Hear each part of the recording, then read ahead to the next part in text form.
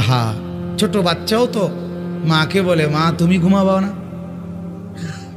ছোট বাচ্চাও তো বাবাকে বলে বাবা তুমি ঘুমাবে না। আমরাও তো কোনোদিন বলি নাই মাওলাকে মাওলা সারাদিনের এত ব্যস্ততার পরে আপনি ঘুমাবেন না। মাওলা বলে না তুমি ঘুমাও, আমি জেগে আছি।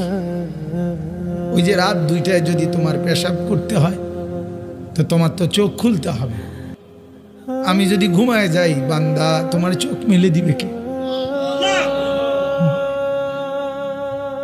তুমি যে 3টা বাজে বলে রাখছো যে গাড়িতে 3টায় রওনা দিয়া সকাল 7টার ফ্লাইট ধরবা ঢাকাতে গিয়া, এখন আমি যদি ঘুমায় থাকি তাইলে রাত 3টা বাজে তোমার চোখ খুলে দেবে কে? এই জন্য বান্দা আমি ঘুমাই না, আমি ঘুমাই না, তুমি ঘুমাও, আমি তোমাকে পাহারা দিই।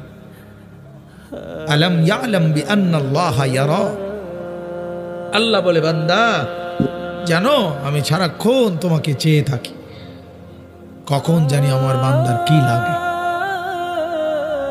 আল্লাহ বলেন তুমি ঘুমাও, তোমার ক্ষেত তোমার ঘরের একটা বদনা পর্যন্ত ঘরের ভিতরে, তোমার ঘরের একটা নুনের বাটি পর্যন্ত ঘরের ভিতরে, এত বড় বিশাল ক্ষেত ফসল লাগায়া রেখে আসলা, কই ওয়াল কই, দরজা কই, জানালা কই, উপরে ছাদও নাই, বেড়াও নাই, কিচ্ছু নাই, কারে দিয়া গেলা? আল্লাহ বলে ঠিক আছে বান্দা তুমি দরজা বন্ধ করে ঘুমাও, আমি তোমার ক্ষেত পাহারা দিচ্ছি।